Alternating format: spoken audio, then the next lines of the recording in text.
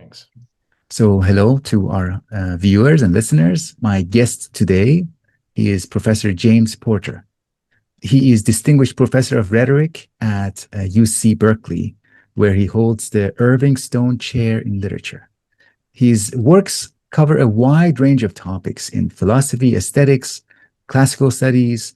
He has written influential books on Nietzsche, Homer, ancient Greek and Roman ideas of sensation and beauty and the sublime, and on Jewish thinkers, including Spinoza, Freud, Adorno, and Arendt.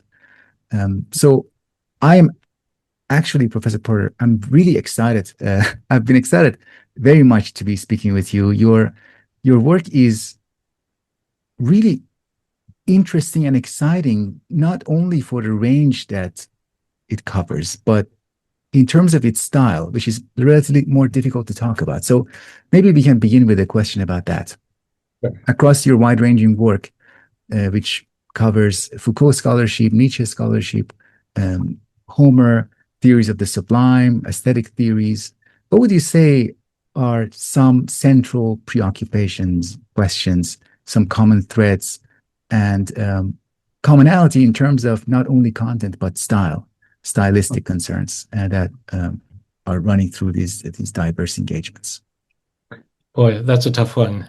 But thank you for the introduction and the occasion to talk. I'm not sure I can actually sum it up in terms of style.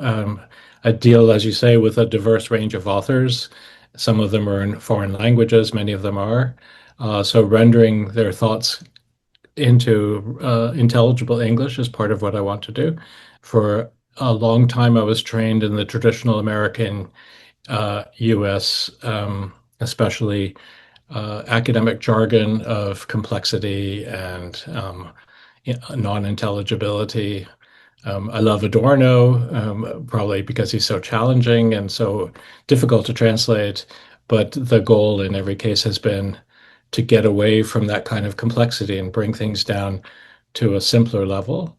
If I can make that kind of adjustment, then, for instance, teaching undergrads, if I can convey my ideas or what I think, my readings, etc., to them, I feel like I've succeeded. So I just have been working on that pretty much through the whole of my publishing career, probably starting in the 90s. Is there also another kind of inaccessibility, which is not necessarily in terms of information, but in terms of relatability, maybe a kind of affective access, which I also appreciate about your work. It makes your writing makes, say, cynics and their philosophy relevant now, and connecting it to Foucault. Absolutely fine. No, there's something interesting about that. So another sort of knee-jerk reaction I've had to certain trends, jargony trends in academics, has been linguistic reductionism. So the way in which discursive models of thinking, where everything that we do is uh, basically reduced to a linguistic substrate, which you find in Derrida, the Yale School, and so on. I'm not sure that Derrida is guilty of that quite the same way. Is something that I've been increasingly working against. So, for instance, the book on sensation and perception is precisely a move away from finding the key to all reality and somehow in the way we express our thoughts, but rather in the way we feel our sensations and our experiences in the world. Um, and so the cynics are a good example because, um, well, to put it simply, there are two ways of approaching them. One is, and this originated in Antiquity, to view the Cynics either as a philosophical school with doctrines that they held in common, or as a way of living. And I find the doctrine reduction, sort of turning cynics into philosophical heroes who profess a kind of virtue ethics of some sort, not very convincing, whereas their body language, the way they went about the world, creating gestures that penetrate in a way that language cannot, and in many ways diffuse linguistic meaning, is extraordinarily important to the way they define themselves, at least in the early Cynic period. So that's one more example of something that I'm trying to bring out when I look at them. I hope to do more of that this summer. Another related idea came to me just recently. I was working on Auerbach, a piece that I sent you on his theory of the sublime. And this is really something I'm trying to grasp for myself. The question has to do with what he understands by representation of reality. And if we put the accent on representation and not on reality, then we end up with a discursive model of what Auerbach is looking for, something that is conveyed, maybe mimics in some sense, although that's not what he means by Darstellung, representation, features of the real, of reality, of experience. For me, and for what I understand of him, reality is something which is opaque, anarchic, disturbed, messy, cannot be reduced to categories of language or style. And so that's part of what he is getting at in his theory. And I could go on about this, but really the question has to be, so how do we get from the text to the historical experience that we read in the text? And for Auerbach, that means getting below the level of linguistic meaning to something else. It still leaves us with a problem. What are the clues that we get in language that can allow us to move language out of the way so that we can actually see what lies underneath in terms of, and for him, it's always going to be some sort of problematic apprehension of the complexity of life itself. So my view of this is that his object is not literature, it's life. And the question is, how do we get back to the grip on reality that historical characters had, because he's always looking into the past by means of their texts. And my solution lately has been just to figure out a way in which we can get release language's hold on us in order to be able to return to some sort of more sensuous, concrete apprehension of reality. Don't know if that helps. Yeah, yeah. It also reminds me of a short text called Pleasures of the Text by Mm, Roland Barthes. It's quite, I don't know, in my mind, it has some similarities, the fusion mm, of the yes. mundane, non-linguistic and linguistics. Right. Absolutely. And that was a trend in French theory of the 60s and 70s to move beyond the signifying apparatus to something which is more opaque, which subtends signification. And but I don't think that French theory did a very good job of getting quite there. Mm. It got trapped into philosophies of meaning and language and representation. And Bart was a wonderful inspiration. I haven't gone back and looked at him very often, but I should. Mm. Also because he's a beautiful stylist. Yeah, yeah, I agree. Um, so one of the thinkers that I wanted to ask you about specifically is a thinker, a writer that for many young people, many of us in our youth, we kind of fall in love with him as one of our first adventures in the letters, Friedrich Nietzsche. Oh, So maybe this question might be oh, relatable or relevant, significant to oh. a larger portion of our viewers. So please tell us a little bit about your interest in Nietzsche, how it developed, and how you ended up focusing on his aesthetics and philology, his philology as a part of his body of work, or aspect of his work. Sure. So I got interested in Nietzsche later in graduate school. I was writing a dissertation on atomistic aesthetics. That's to say, aesthetic theory that descends from the ancient materialist traditions. And I took Democritus as my starting point. Democritus is listed in some doxography and Diogenes Laertius as having written quite a few books on art, questions about poetry, um, and about the poetic experience, even ecstasy. And the problem is we only have the titles. So I went about trying to reconstruct what I thought was a kind of genealogy through from Democritus going down to Philodemus, first century BC Roman philosopher and Epicurean, who was valuable because he was writing against literary critics who, to me, seem to be later avatars of this earlier materialist aesthetics. So, a materialist aesthetics would be something that is interested in looking at maybe it's similar to what we were just talking about, looking at poetry as a kind of phenomenon, which could be written, but is also conveyed primarily in sound. And so immediately language takes us to the phenomenal, auditory, um, if you like, sublingual kind of level. And then from there, atomism would have an explanation of why it is that we respond to certain kinds of aesthetic effects. Aesthesis is the common term there. It means sensation in Greek. And so it doesn't mean aesthetic necessarily, but rather something that involves perception. And so when we go to the atomic level, we find that what is organizing reality has nothing to do with the phenomena. Phenomena are just epiphenomena. So what we take in as sounds are just basically atoms configured in certain sense, certain configurations, which produce certain effects at a epiphenomenal level. So I guess you could say in that way it relates very much to the kind of question you asked at the beginning. So I wrote this dissertation up, um, and um, and then at some point developed it further over the years before I got tenure. At the time of tenure, I decided I didn't want to risk wasting this idea, which I hadn't really developed fully, into to something else. So I decided kind of foolishly, no one should do this, to change my topic in the last year. And I remembered I went back to something.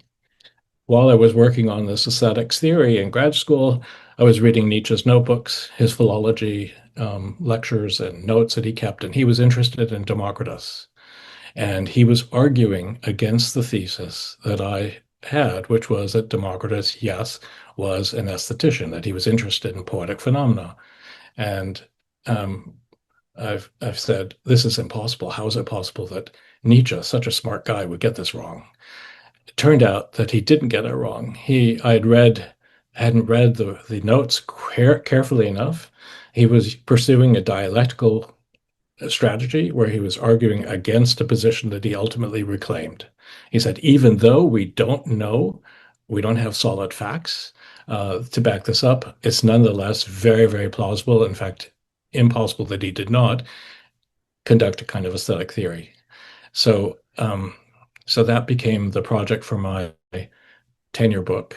So the last year, right before tenure, in a rush, I wrote up a book on Nietzsche's aesthetics in his philology, and ended up doing something else involving his philological thinking in general. But it all stemmed from my initial misreading of Nietzsche on Democritus. So, um, Interesting. Um, I also wanted to ask you about the, your interpretation of the Dionysian, the idea of the Dionysian. Yeah, one of your books is called Invention of Dionysus, and this book is. Would you say? If I wonder if you would agree with this, but it's a book about metaphysics, among other things, what metaphysics is and what it does. But the main part of the question is what the Dionysian means to you in that book. so it's a kind of heterodox reading of the Dionysian that I have. The usual interpretation is that it's Nietzsche's pre-Zarathustrian affirmative affirmation of all of life in a kind of ecstatic appreciation that is totally irrational and as opposed to, say, an Apollonian view of the world in terms of straight lines and beautiful forms and comprehensible, sensible meaning, which would then, in that case, if that were the case, then the Dionysian would represent a metaphysics that descends from Schopenhauer that locates the origins of all being in some sort of phenomenon, which is below the surface of reality and one that we can only approach in ecstatic states. But as I was working through this problem, it came clear to me that Nietzsche is in fact not arguing for metaphysics, but rather is arguing for a metaphysical need. He calls it that in German, that our need for metaphysics is so great that if we were to take away the possibility of perceiving reality as a metaphysical sort of beyond, and he uses the words like jenseits and so on, that if we were to take that away, then we would live very impoverished lives.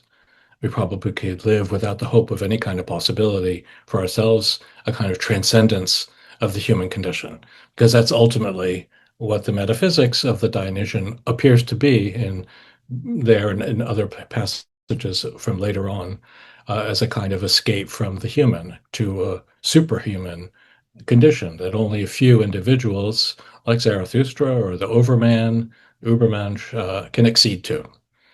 Um, so the way I understood Nietzsche is that he was diagnosing this metaphysical need as a kind of culturally enforced necessity that comes with being tamed by society, and that to break out of the cage of the social and the cultural, we look for some sort of beyond. And beyond is either metaphysical or it's theological, like religion, Christianity. And later on, he'll connect Dionysus with Christ for the same reasons. So this reading of Nietzsche then turns the tables on that particular reading and says, no, Nietzsche is actually much more, he's thinking in another exponential form away from the metaphysical and diagnosing the human need for something like metaphysics itself. And ultimately, what we end up with is something like a kind of anthropological diagnosis. The human, all too human, becomes the new baseline if we reframe our understanding of the Dionysian. And then his, say, the birth of tragedy, which is what that is, where this idea begins, has to be reread um, as a construction of a metaphysical Dionysian ground, origin, foundation, based in a certain impoverishment of the human mind. And Nietzsche, throughout his career, is constantly illustrating ways in which we produce lies not because we don't have enough eyes and ears to take in reality, but our eyes and ears are too weak for even the needs that we want, for even the speculations that they claim to either ground or to limit as our horizon. So then things get a little bit complicated at that point. I don't know if I should go into it, but basically the question then is, where does this Dionysian uh, illusion come from? And it turns out the way I frame it in the book, and I think that's what he's doing in The Birth of Tragedy, is that it's an Apollonian illusion of its own. So then we say Apollo, the god of illusion, the god of appearances, etc., creates the appearance of a metaphysics, and he then becomes the total architect of this crazy world of some senseless beyond. And from that, then Nietzsche ends up being less a metaphysician and more of a cultural critic. And I believe he goes that way all his life, chipping away at human vanity. That it is a vanity to think that we can even access something like a thing in itself. But that's what he says Schopenhauer gives us the possibility of, this like foundational will to being. And Nietzsche says, no, that's absolutely backwards. What we have to do is turn the camera around, as it were, and look at the limits of human reasoning, and to recognize in a kind of accepting certain humble and humiliating stance that we're incapable of realizing even what we dream. When Zarathustra finally has an image of the Overman in the Zarathustra book, the image comes to him in a dream. And the book begins, Birth of Tragedy begins with a Lucretian analysis of dreams, that the gods appear to us in our dreams. That's an Epicurean doctrine, is well known, it's described in Cicero and other places. So there's a kind of consistency here, which shows that Nietzsche, and maybe that's the final point that you asked about philology. So, yes, he was a philologist, but he did not abandon philology in order to go into philosophy. As you said, he was very interested in the metaphysical question, but he treats metaphysics for him is a cultural phenomenon, and philology is the way in which he gets at cultural phenomena. So he becomes a philologist of culture. That's a very long-winded answer to Yeah, your question. that's great. Thank you. Thank you very much. Um, I appreciate that providing a more unified, continuous image of Nietzsche as a writer across his works, not treating The Birth of Tragedy as a separate work that he wrote before the other more serious Which is how works of most him. scholars divide his career up. There are three periods, but he moves progressively away from philology.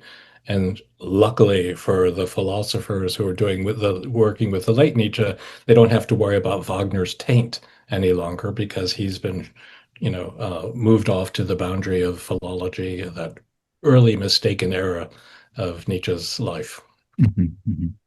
But speaking of unity and authorship, I also wanted to ask you about your Homer book, your book on Homer, which points out, I don't want to say challenges, but at least it observes the idea of a fixed, unified Homer, source of Homeric Mhm. texts, and our desire, cultural desire to have such unified sources. The Maybe it's also related to our idea of genius Yes. as a source. Mhm. So, could you tell us a little bit more about this work, how it came about, your process of coming to terms with this view of Homer, and in general, I'm very also interested in how our changes in our view of an author or a poet, in this case, impacts our relationship with the texts, with their texts. That's great. Yeah. So I could link this to Nietzsche one more time. Nietzsche says something that actually Vico, the philosopher from the 18th century, 1730, said about Homer. But Nietzsche puts it well. The question in philology of Homer and classics is whether Homer was a person that was made into an idea, or whether he was an idea that was made into a person. And so he sets the stage for this battle, which was in the wake of 18th century philology, which tried to uh, destroy the myth of Homer as having been an existing poet who produced poems out of his genius, as you're saying, um, with a kind of fluency that and through an oral production um, that produced these two extraordinary epics, which are each the size of a large novel. Um, and that was the myth of Homer that lived alongside many other stories about Homer, which actually whittled him down to a different kind of dimension. There was also, going through Antiquity, a kind of total critique, ongoing critique of Homer, partly through a critique on the cultural capital that Homer represented. And the cultural capital translates into political capital as well. So, for instance, Athens claims to be the recipient of the great recension of Homer that was put together by a tyrant. He's not really a tyrant, a political leader, Pisistratus, who collected the fragments of Homer and put them into unity. And those are the poems we have. Um, so the uh, the very few people now believe that Homer, that there was a historic Homer that we can pin down with any accuracy, but most philologists follow the rule that most readers follow, which is that someone had to stand behind these texts, whether it was one or two poets, who made them as coherent as they are. And the incoherencies can be explained by the transmission, and the coherencies can be explained by the either the originator or the originator of the poem that we have, which would be the last redactor of the poems. So when you read a novel, you probably can't read it unless you imagine a unified author standing behind the work. Otherwise, we read without a teleology of some sort. Every meaning depends on purpose. And take away purpose and intention, and then we end up with a problem. How do we explain a poem or a book or novel otherwise? Um, but that's not the only way to read books or novels. Books or novels have cracks and gaps, and they have conflicting threads, and they aren't necessarily unified by a single mind. Although you could always regress to someone who staged these contradictions in the novel on purpose. That's true. But then we might end up with something more like a schizoid narrator or poet rather than a single unified narrator poet. Um, so the even today, the assumption seems to be among classicists that there was a final redactor of Homer sometime in the 6th century who produced the poems that we have. And so he becomes the ersatz author of these traditions that were handed down, sifted through, and made into, the poems that we have. It's possible that's true. Mm. But the problem is that one author probably was not able to, even if we accept that, wasn't able to squelch the competing voices that came down to him through the tradition. So he's embracing a kind of polyphonic texture that's not of his own making. Maybe it's of his own arranging. I'm saying his, it could have been her. I don't know, but most probably not. Um, and so, what do we do with these extra voices that may not actually be unified and agree with the final outline of the poem that we expect to have? So, so I guess the question of whether Homer is a person or idea is another way of stating, is there a single commanding idea that makes sense of the work that we're reading? And if it is, then we can track it back to a person, and then we have the unified person. And Nietzsche makes the obvious point that we can't actually grasp the whole epic of, say, the Iliad in one synoptic view. Mm. We have nobody can because there are too many details, and it's again humanly limited. What nobody can possibly, uh, even a reader can't reconstruct them. Critics can't agree amongst themselves. Critics change their minds over the years. So there's a great deal of variety built into these traps, which we call literary texts. And they weren't originally literary, they were oral productions. So, so he provides this just a nice way of encapsulating a problem that then can be tracked back so that we can find out that, like I was saying at the beginning, it's not just that Friedrich August Wolff in 1795, who basically um, disenchanted the myth of Homer by saying, look, these there are so many flaws in these poems. I can't actually claim that they belong to a single author. They must have been different strata, different layers of composition over the years. Romantics went crazy when they heard this. They said, "Oh my God, what's going to happen to my Homer?" Goethe was incredibly upset, and Schiller was too, and they insisted against Wolff that that may be true, but nonetheless, I love my Homer, and he's one. A kind of irrational Unitarianism of some sort. Well, if you go back into tradition, you find out that it actually these doubts existed from the very beginning, as far as we know. Greeks were not hoodwinked by what they saw. They recognized, I mean, even the story, the Pisistratus took all these fragments from different people from around Greece and assembled them or had them assembled into one unitary poem, the Iliad or the Odyssey, already tells us that they knew that there was a fragmentary past that lay behind this artificial construction that we're calling Homer. Mm. So the tracking that kind of critical dissenting view through antiquity was one of the things that I wanted to do in that book. Not just antiquity, all the way up to um, Nietzsche and then to Adorno, Bespalov, and others. And So that's one of the things. Then you asked, what are the implications once we do that? Once we've shattered the unity of a poem like this, what does it open up? Um, and I'm not sure it does any one thing, but it does allow us to make more nuanced approaches to, say, Homer and what he's doing with the work. I mentioned the notion of polyphony. So if Homer contains many different voices, and maybe they're discordant and not harmonious, then some of them are going to be critical of the epic that he's actually presenting, and so that opens up the possibility of a kind of immanent or internal critique of what is being shown in the poem, the value of war, the risk, the price of bloodshed, the very violence that is associated with music, the music to which the poems were sung.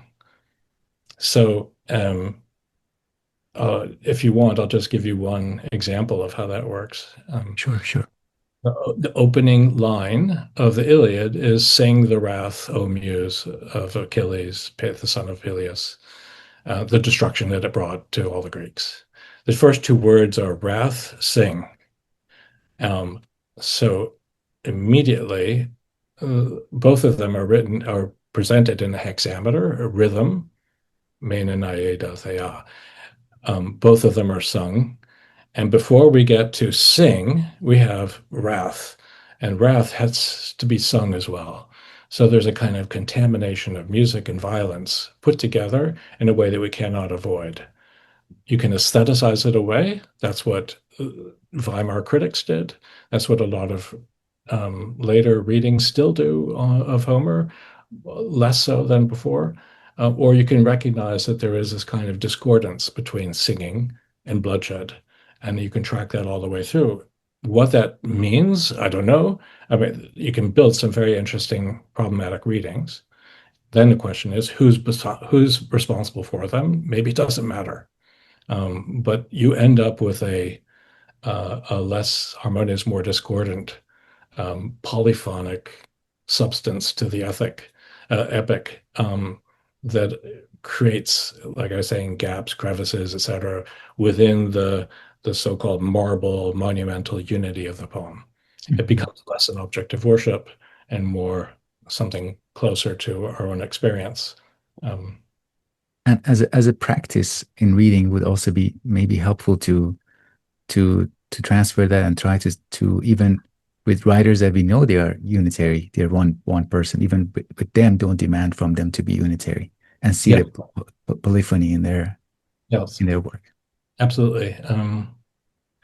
You're talking about contemporary writers or more modern writers. Absolutely, yeah. Mhm, mhm. Um, and I think our tastes have changed over the years, and we're more open to differential readings of texts.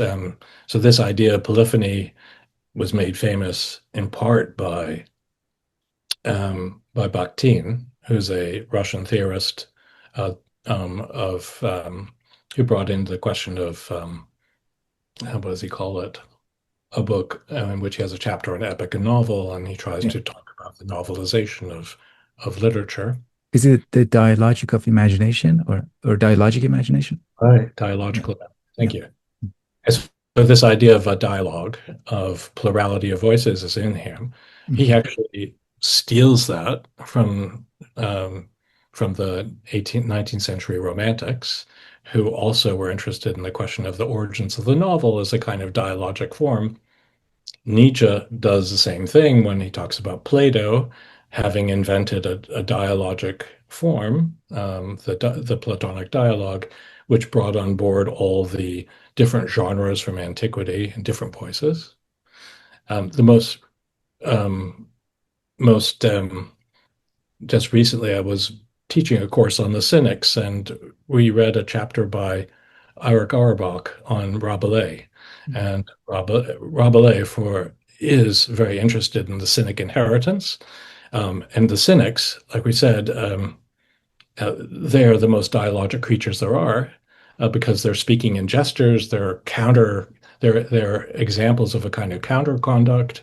Um, they present themselves in the form of riddles, and they engage the audience in a kind of performance with themselves, walking a barrel downhill or walking backwards through the agora in Athens is a dialogic performative act. But what does it mean?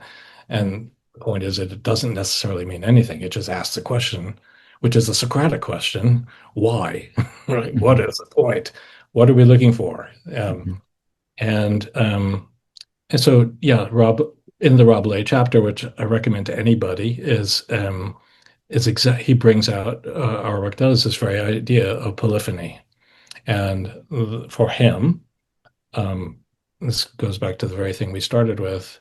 Um, Language um, is a kind of free for all. He even says everything goes with everything. High, low, intermediary styles, they don't matter. It's a scrambled kind of, just as life is. We don't live in styles. We live in a kind of messy, polyphonic world. And so in our communication with each other and with ourselves and with the world, we're acting out a kind of polyphony, which we then in many ways, disavow and reify and turn into unitary, coherent packages of meaning. But in fact, what's actually happening there is a series of conundrums and um, uh, disavows and mistakes and so on that we don't recognize. We cannot, because otherwise, perhaps we could never get through a day if we were so aware, so Mhm. critical of ourselves. So maybe the ultimate lesson here is a kind of, like I said, immanent critique of meaning, which is human life is requires a kind of ethical critique of itself to take down its own foundations, the things which make um, life meaningful in a very superficial way, and to tear away those foundations and rebuild them in a different form by allowing more difference, more polyphony, more voices into our lives. So that is that's something that's been very important to me. That's even important to the way I read Nietzsche, who's kind of a sampling artist who picks up discursive bits and pieces that he hears, assembles them into a text, and what he's got is a kind of stirring out, stir and add water to some sort of mix, which creates the human being of his own time. Nice, nice. That essay, the Rabelais essay by Auerbach, is that in the collected essays? That It's in Mimesis. my Mrs. Okay, okay. Yeah, I still haven't gotten around to reading that important work. You have also engaged with Michel Foucault in several places. So I'd love to ask you about his place in your thinking, his place or places, Michel Foucault. Is that a kind of is he um, a kind of disenchanting force, or like because he also works again a certain way of reading him would kind of might overcome ideas like genius or Yes. individuality. So yes, he is in many ways, yes, that's absolutely true. I have complete admiration for his intellect, for his personality, as the person of Foucault. He was a fantastic public intellectual as well as an academic superstar. I actually studied with him when he came to Berkeley. He gave a seminar on free speech on Parousia, and that was quite eye-opening. And unfortunately, I wasn't in a position to really take advantage of it at the time, but I was glad to have been there. So I revisited that material. I once felt, and I still think I do believe this, that of the 20 of the French intellectuals who are the most, let's say, inspiring of our generation, the one we live in today, Foucault was probably the leader, the one whose ideas were the most fertile. He created fields or created possibilities for fields of inquiry that didn't exist before. And I mean, if you want to compare him to Roland Barthes is a genius, a literary genius, and wonderful reader. And yes, he liberated textual criticism in some way or challenged it. Foucault, though, is covers so much ground and with a kind of seriousness of mission.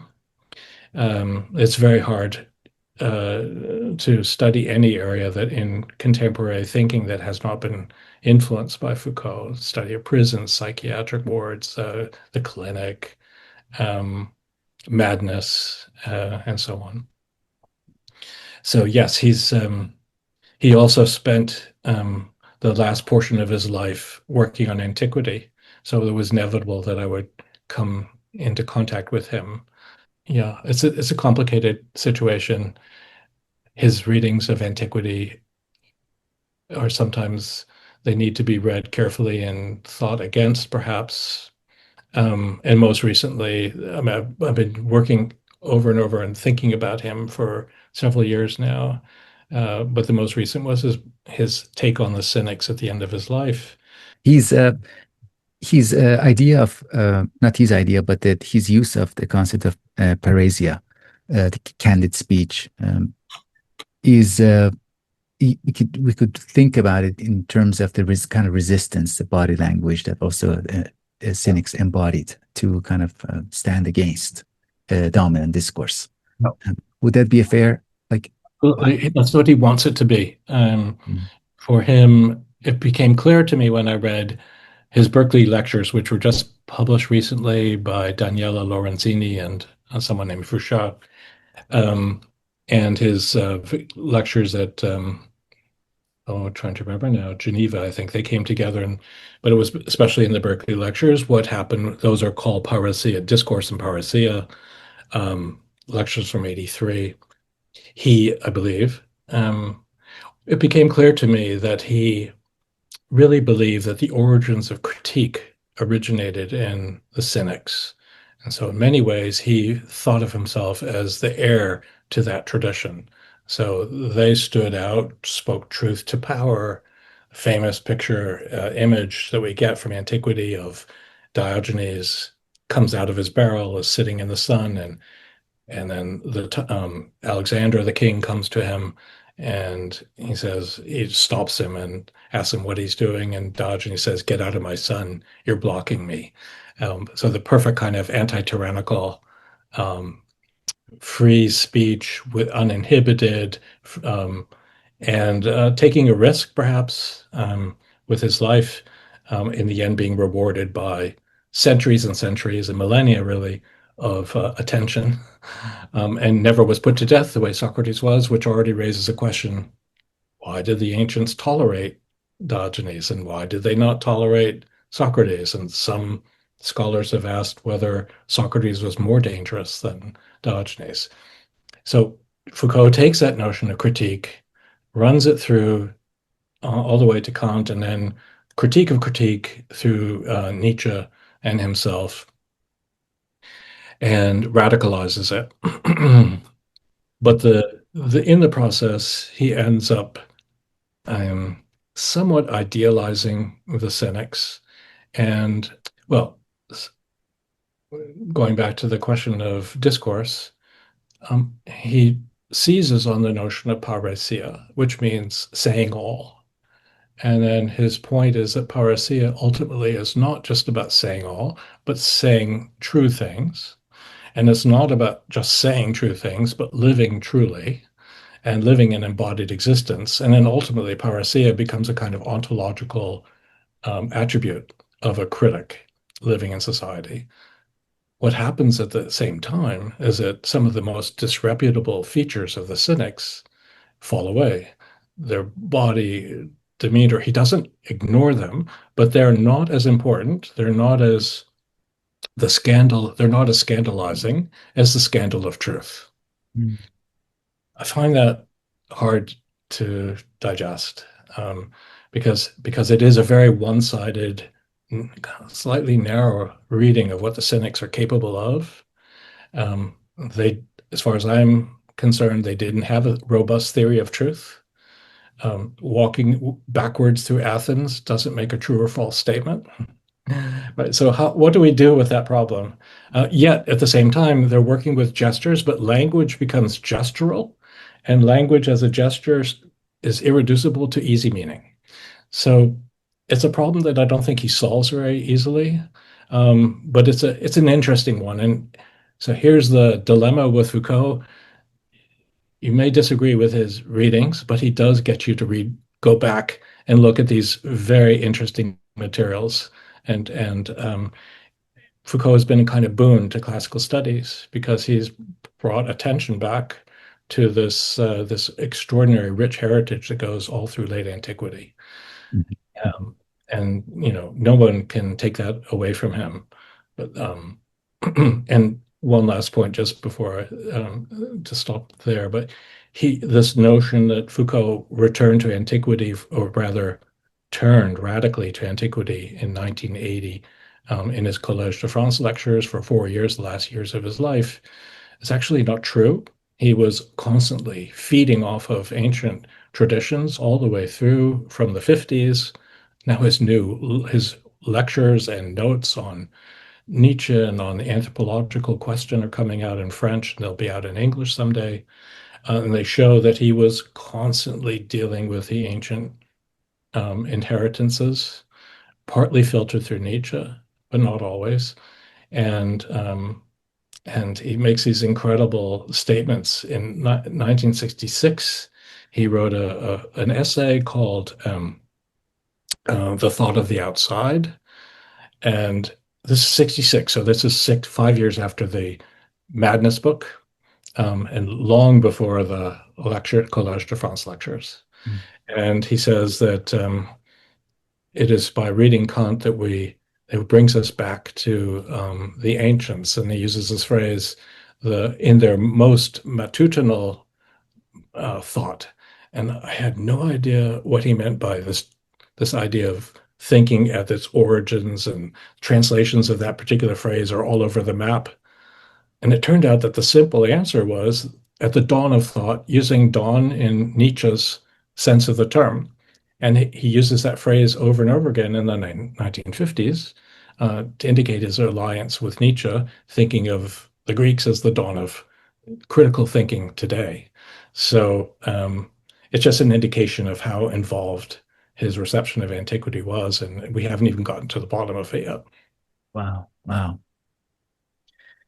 Okay.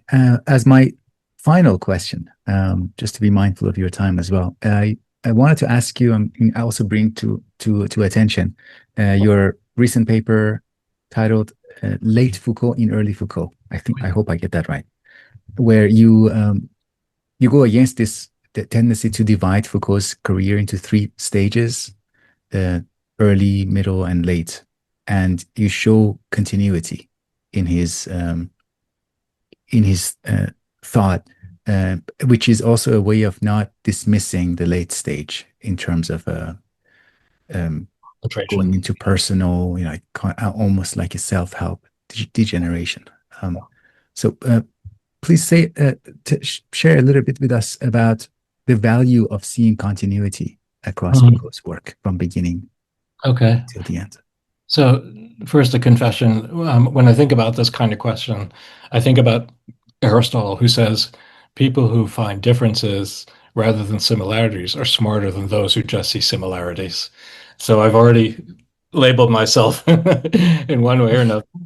But I do think that way. I think of Nietzsche that way too. I look for continuity, and it's there because ultimately, I think maybe this is naive. We just are who we are. We don't change over time. We have certain structural habits about our mentalities and so on.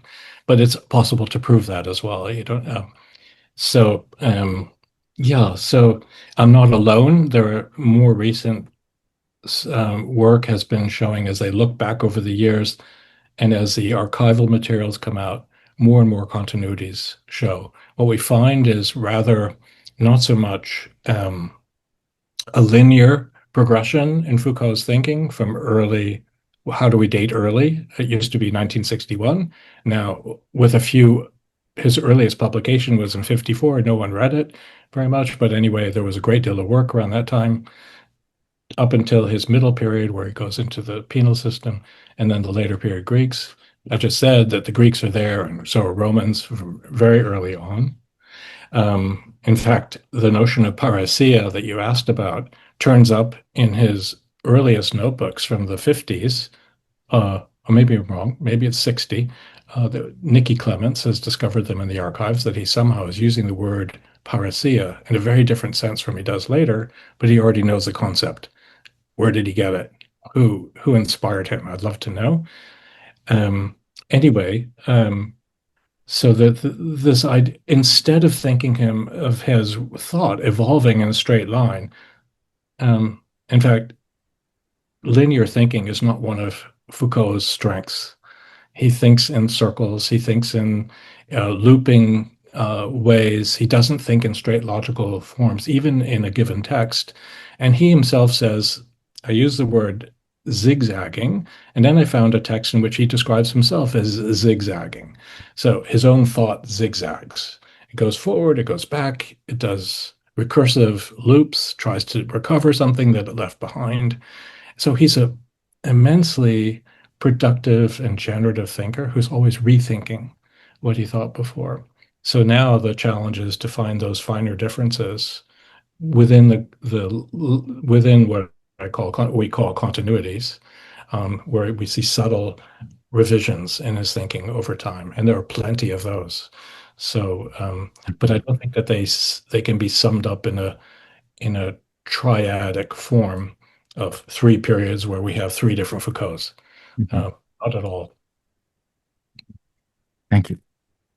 I must say I've recently started these series of interviews inspired partly by Foucault scholarship, and Huh. it's just so amazing to see the different ways in which Foucault lends itself to being used to Yeah. help in different like critique of capitalism, aesthetic theory, philosophy of the body, feminism, a critique of psychoanalysis and Freud, but not a complete dismissal. In each case, it's enriching. That's Um, great. and I certainly really enjoyed listening to your perspective. Hopefully, this will be a first of many conversations we will have, Professor Porter. Thank you for your time. And is there anything that you'd like to mention before we conclude this part? I think we covered a lot of ground, but it was a pleasure meeting you, and I'm Likewise. glad that you're doing this work. Thank you so much.